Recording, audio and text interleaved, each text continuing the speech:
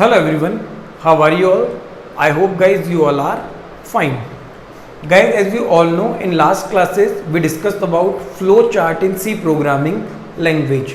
बच्चों आप सभी को पता है जो हमारी लास्ट क्लास हुई है उस लास्ट क्लास के अंदर हमने C प्रोग्रामिंग लैंग्वेज का जो फ्लो चार्ट वाला टॉपिक था उसको शुरू किया था और हमने डिस्कस किया था कि एक्चुअल में फ्लो चार्ट होता क्या है और उसको बनाने के लिए कौन कौन से सिंबल्स यूज्ड आते हैं। तो उन सिंबल्स में से हमने 4 सिंबल डिस्कस कर लिए थे, ठीक है। जैसे पैरेललोग्राम था आपका रेक्टेंगल था, आपका ओवल शेप सिंबल था, आपका डायमंड सिंबल था। तो उन सिंबल्स को हमने डिस्कस कर लिया था। हमने देख लिया था फ्लो चार्ट क्या होता है। एक एल्गोरिथम को जब हम ग्राफिकल रिप्रेजेंटेशन देते हैं तो उससे हम क्या कहते हैं, फ्लो चार्ट कहते हैं। आज उसी क्लास को कंटिन्यू करते हैं। हमारे कुछ सिंबल्स बच रहे थे, उन सिंबल्स को डिस्कस करते हैं और आज एक फ्लो चार्ट का एग्जाम्पल देखते हैं जो मैंने बोर्ड पे आप सभी के लिए बनाया है। Clear student? हमारा जो नेक्स्ट सिंबल है फ्लो चार्ट के लिए यूज में आता है उस सिंबल का नाम है सर्कल। क्या नाम है बेटा? सर्कल। सर्कल एक्चुअल में कनेक्टर का काम करता है। किसका काम करता है? कनेक्टर का काम करता है। यहां मैंने लिखा है use to connect different parts of flow chart. For example ये जो डिफरेंट पार्ट्स हैं फ्लो चार्ट के, अगर इनको आपस में किसी दूसरे फ्लो चार्ट से और कनेक्ट करना है तो हमें किसकी जरूरत पड़ने वाली है?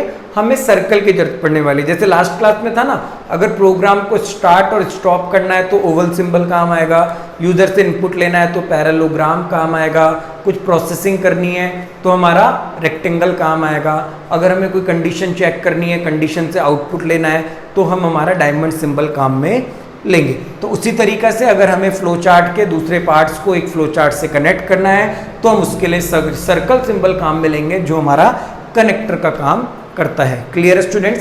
नेक्स्ट जो हमारे सिंबल्स हैं वो है हमारे एरोज। एरोज डाउनवर्ड हो सकते हैं, अपवर्ड हो सकते हैं, हॉरिजॉन्टल वर्टिकल यानी दोनों तरीके से हो सकते हैं। तो फ्लो, इन सिंबल्स को हम क्या कहते हैं? फ्लो। ये ज्वाइन करते हैं 2 सिंबल्स को। देखो यहाँ एक सिंबल ये है और एक सिंबल ये, इन दोनों को जिसने ज्वाइन किया है वो क्या है? आपका एरो सिंबल है। और आपके प्रोग्राम के फ्लो को, आपके प्रोग्राम के फ्लो को कि आपका प्रोग्राम कैसे रन होगा, उस फ्लो को डिसाइड करने का काम भी किसका है? आपके एरोस का ही है। तो कुछ 6 सिंबल्स हैं जो बेसिकली काम आते हैं, होते तो बहुत सारे हैं मगर हमारे सिलेबस के अकॉर्डिंग अगर बात की जाए तो 6 सिंबल्स हैं जो एक फ्लो चार्ट को बनाने के काम आते हैं। वो सब मैंने आपको बता दिए हैं। आपको ये बता दिया फ्लो चार्ट क्या होता है। याद कीजिए जो एल्गोरिथम वाली हमारी क्लास हुई थी उस क्लास के अंदर मैंने आपको एक एल्गोरिथम करवाई थी जो 3 नंबर का एवरेज निकालती है। तो हमने स्टार्ट किया था, फिर 3 नंबर लिए थे ABC, फिर ABC को जोड़ के हमने सम में डाला था और सम को हमने 3 से डिवाइड करा था तो हमारा एवरेज आया था और एवरेज को हमने प्रिंट कर दिया था। तो वो एल्गोरिथम थी जो स्टेप्स की फॉर्म में थी। उसी एल्गोरिथम का मैंने आज फ्लो चार्ट बनाया है ताकि आपको ढंग से ये चीज समझ आ जाए। तो मैंने यह टॉपिक लिखा है flow chart for finding the average of 3 numbers. 3 numbers का एवरेज निकालने के लिए एक फ्लो चार्ट है। जब एल्गोरिथम वाली क्लास हुई थी तो उसमें था algorithm for finding the average of 3 numbers. वहां क्या था? एल्गोरिथम लिखनी थी 3 नंबर को फाइंड करने की, एवरेज निकालने की 3 नंबर की। तो आज हम एक फ्लो चार्ट शुरू कर रहे हैं उसी एल्गोरिथम के ऊपर, जरा ध्यान दीजिएगा। सबसे पहले स्टार्ट था एल्गोरिथम में, तो स्टार्ट था तो भैया कौन सा सिंबल काम आने वाला है? Oval symbol. मैंने कहा स्टार्ट और स्टॉप के लिए कौन सा सिंबल काम आएगा? ओवल सिंबल काम आएगा। यूजर से इनपुट लेने के लिए पैरेललोग्राम। तो यहां देखिए रीड 3 नंबर्स A, B और C। यूजर से हमने इनपुट लिया है 3 नंबर के अंदर। पहला नंबर आपका A है, दूसरा नंबर आपका B है, तीसरा नंबर C है। फॉर लेट अज्यूम पहला नंबर 10 है, दूसरा नंबर 8 है और तीसरा नंबर आपका 12 है यानी 12 है। Compute sum A plus B plus C, यानी जो A में है, जो B में और जो C में है वो जुड़ के किस में आ जाए? सम में। तो सम में कितना आ जाएगा बेटा? 30। Compute average. अब आपको क्या निकालना है? एवरेज। एवरेज निकालने के लिए क्या है? ये जो सम है इस सम को आपको डिवाइड करना है किससे? 3 से। तो आपका एवरेज निकल के कितना आ जाएगा? 10। कितना एवरेज निकल के आ जाएगा? 10। प्रिंट करना है एवरेज वैल्यू को। 10 हमारा प्रिंट हो गया है और हमारा फ्लो चार्ट क्या हो गया है? स्टॉप हो गया है। तो क्या समझ आया? जो एल्गोरिथम बनाई थी ना उस एल्गोरिथम के फ्लो को डिसाइड करने के लिए, उस एल्गोरिथम के ग्राफिकल रिप्रेजेंटेशन को शो करने के लिए फ्लो चार्ट बनाया गया है जिसमें कुछ सिंबल्स काम आए हैं। स्टार्ट के लिए ओवल सिंबल है, इनपुट लेने के लिए पैरेललोग्राम है, उस इनपुट पे प्रोसेसिंग करने के लिए आपका रेक्टेंगल है, फिर यहाँ दोबारा प्रोसेसिंग करनी थी क्योंकि एवरेज निकालना था, फिर हमने यहाँ पे एवरेज कैलकुलेट करने के लिए रेक्टेंगल को काम लिया और फिर हमने यहाँ पे पैरेललोग्राम काम लिया ताकि हम प्रिंट कर सके हमारे आउटपुट को, और इस फ्लो चार्ट को स्टॉप करने के लिए हमने ओवल सिंबल काम में लिया है।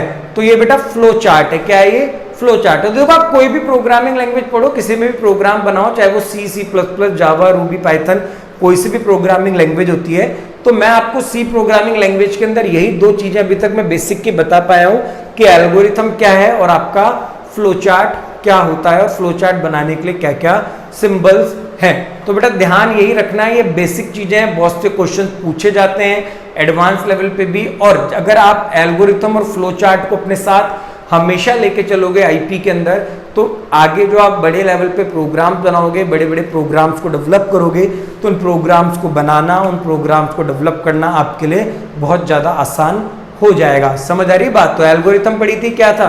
किसी भी प्रॉब्लम का सॉल्यूशन है, किसी प्रोग्राम का स्टेप बाय स्टेप जो सॉल्यूशन है उसे ही हम क्या कहते हैं? एल्गोरिथम कहते हैं। और अगर उस एल्गोरिथम को हमें विजुअल या ग्राफिकल रिप्रेजेंटेशन देना है कुछ इस फॉर्म के अंदर, तो हम उसका क्या बनाते हैं? फ्लो चार्ट बनाते हैं। और फ्लो चार्ट बनाने के लिए कॉमनली हमने 6 सिंबल्स हैं उन्हें डिस्कस किया है, उनके कॉम्बिनेशन से हमारा फ्लो चार्ट बनता है, यानी आपका ओवल, आपका पैरेललोग्राम, आपका रेक्टेंगल, फिर आपका जो एरो है, आपका डायमंड है, आपका सर्किल है जो कनेक्टर का काम कर रहा है। तो ये सब हमने डिस्कस किए। एवरेज 3 नंबर का निकालने की एल्गोरिथम डिस्कस की थी, उसी का आज हमने फ्लो चार्ट डिस्कस किया। मैंने आपको काम दिया था कि आपको एल्गोरिथम लिखनी थी एडिशन और सब्ट्रैक्शन पे, तो बेटा कुछ नहीं था, स्टेप 1 लिखना है, स्टार्ट लिखना है, फिर आपको 2 नंबर यूजर से लेने ए और बी, ए और बी को जोड़ के सम में डालना है और सम को प्रिंट करना है और स्टॉप कर देना है। एल्गोरिथम बन गई और फिर उसका आप ऐसे फ्लो चार्ट बना लोगे। क्लियर है? फिर उसके बाद सब्ट्रैक्ट के लिए क्या आता? माइनस हो जाएगा, फिर आपको उसका फ्लो चार्ट बनाना है। तो काफी इजी कॉन्सेप्ट है, बेसिक है किसी भी प्रोग्रामिंग लैंग्वेज का। यहां तक होने के बाद अब जो हमारी नेक्स्ट क्लास होगी, उस नेक्स्ट क्लास के अंदर हम हमारे प्रोग्रामिंग लैंग्वेज जो सी है, सी का एक प्रोग्राम बना के देखेंगे, और फिर उसके बाद हम सी प्रोग्रामिंग लैंग्वेज के कंपोनेंट्स हैं, लाइक डेटा टाइप्स क्या होते हैं, वेरिएबल्स क्या होते हैं, उसमें लूप्स क्या हैं, सिलेक्शन स्टेटमेंट्स क्या हैं, ऑपरेटर्स क्या होते हैं, कीवर्ड्स क्या होते हैं, फंक्शंस क्या हैं, हर एक चीज़ के बारे में हम डिस्कस करने वाले हैं। फिर हम थोड़ा उसका लेवल और एडवांस कर देंगे, जो हमारी प्रोग्रामिंग और ज़्यादा स्ट्रांग होती जाएगी। आई होप स्टूडेंट्स, अभी तक जो सी प्रोग्रामिंग लैंग्वेज के अंदर हमने 2 क्लासेज डिस्कस की हैं जो एल्गोरिथम और फ्लो चार्ट से जुड़ी हुई थी, वो क्लासेज आप सभी को कम्प्लीटली समझ आई होगी। अगर फिर भी आपको एल्गोरिथम और फ्लो चार्ट के अंदर कोई डाउट है तो आप मुझसे पूछ सकते हैं, आप सभी के पास कॉन्टेक्ट नंबर है, इसमें कोई इशू नहीं है। Okay students, thank you.